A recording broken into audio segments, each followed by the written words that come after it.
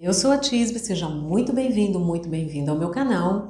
E hoje a gente vai conversar sobre transcrição fonética, transcrição fonêmica, fonemas, símbolos fonéticos, IPA ou IPA, enfim, a gente vai conversar sobre esse universo. Quando a gente fala, a gente emite sons. E cada som que a gente reproduz é representado por um símbolo, e esse símbolo se chama símbolo fonético.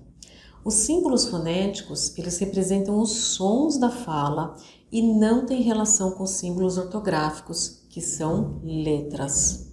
Todos os sons que produzimos e que são representados pelos símbolos fonéticos são agrupados de forma padronizada em um alfabeto que se chama Alfabeto Fonético Internacional. É o IPA, ou então IPA. Esse IPA, ele significa International Phonetic Alphabet, ou seja, o IPA, ele traz um símbolo para cada som distinto que a gente produz, e ele também traz mais informações sobre a fala, né, que são representados através de outros símbolos. Então, de forma resumida, o Alfabeto Fonético Internacional, o IPA, ele é composto de símbolos que representam os sons da fala e também traz outras informações relacionadas à fala.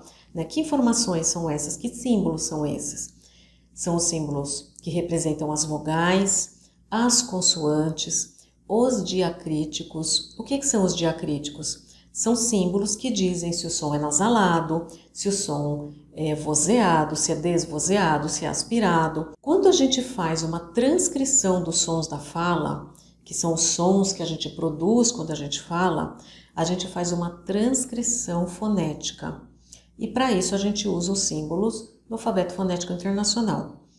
Ao fazer uma transcrição fonética, a gente mostra visualmente a pronúncia de uma determinada palavra, uma frase ou até mesmo um texto. A opção de incluir mais ou menos detalhes na transcrição fonética, ela vai depender da necessidade ou do contexto da transcrição. Por exemplo, uma transcrição fonética que vai ser usada por um estudante da língua inglesa, ela é mais simples.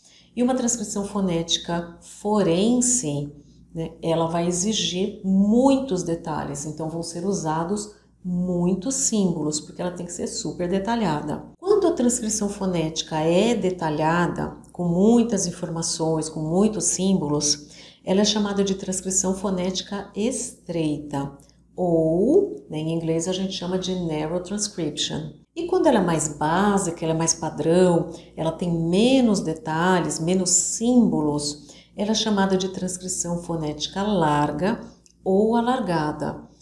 E a gente fala em inglês uma broad transcription. Essas transcrições, a transcrição estreita e a transcrição alargada ou larga, elas não são opostas, uma é oposta da outra. Muito pelo contrário, eu posso ter uma transcrição básica, eu vou acrescentando mais detalhes e ela vai se tornando uma transcrição estreita. Então, tudo vai depender da quantidade de detalhes. A transcrição fonética de uma palavra, o que ela mostra, o que ela traz para nós?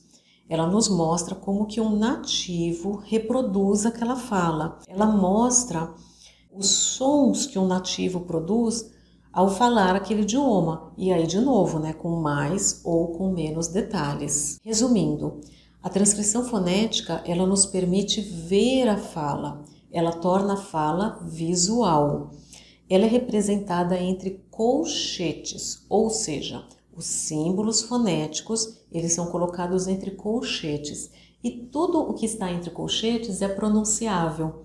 Então, sempre que você ver uma transcrição fonética, ela vai estar em colchetes e ela é pronunciável. E os fonemas? Um fonema, ele é uma unidade de som. E essa unidade de som, ela pode distinguir uma palavra de outra em uma determinada língua. Então, os fonemas, eles são unidades que, em geral, eles se contrastam. Por quê? Porque se eu mudo o fonema, eu mudo a palavra. Ou se eu mudo o fonema e ele não representa uma outra palavra, vai ficar sem sentido.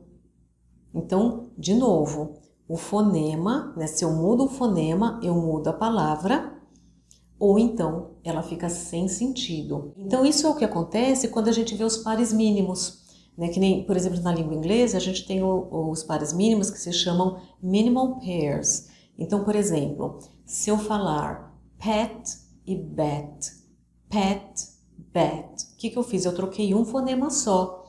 Eu troquei o p pelo b. E aí eu troquei a palavra.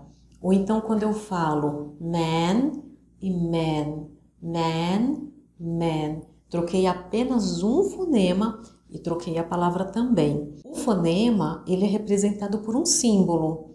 E olha só o que acontece. O fonema também é tirado do alfabeto fonético internacional. Só que o fonema, ele não é pronunciável. O fonema, ele representa um som padrão, mas dentro de um fonema existem vários sons. Então, isso que às vezes traz muita confusão, porque tanto o símbolo fonético quanto o símbolo fonêmico, eles são tirados do alfabeto fonético internacional.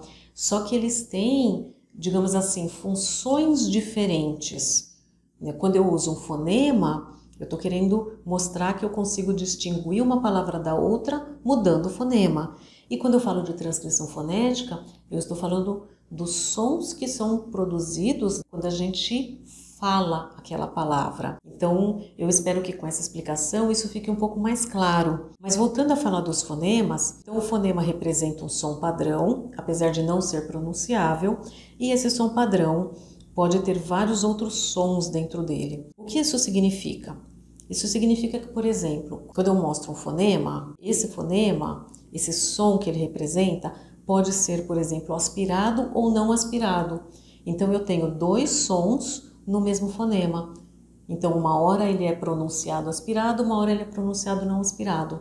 E essas variações de sons, elas se chamam alofones. Um fonema pode ter vários alofones, mas o fonema sempre vai representar o som mais básico, o som padrão, né, que um nativo entende com facilidade. Os nativos, na verdade, quando eles produzem os sons, eles produzem os alofones, mas eles fazem isso com tanta naturalidade que eles nem percebem que existem essas diferenças. A língua inglesa, assim como outras línguas, possui um conjunto próprio de fonemas. Então, esse conjunto próprio de fonemas, ele é característico dessa língua, com as suas vogais, as suas consoantes, e esse conjunto de fonemas se chama alfabeto fonêmico. O alfabeto fonêmico, ele forma o sistema de sons de uma língua. E aqui no nosso caso, o alfabeto fonêmico, ele mostra o sistema de sons da língua inglesa.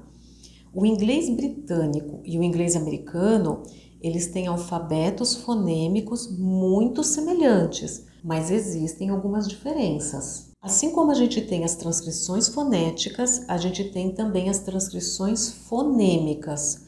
Só que as transcrições fonêmicas, elas vêm entre barras e elas não são pronunciáveis.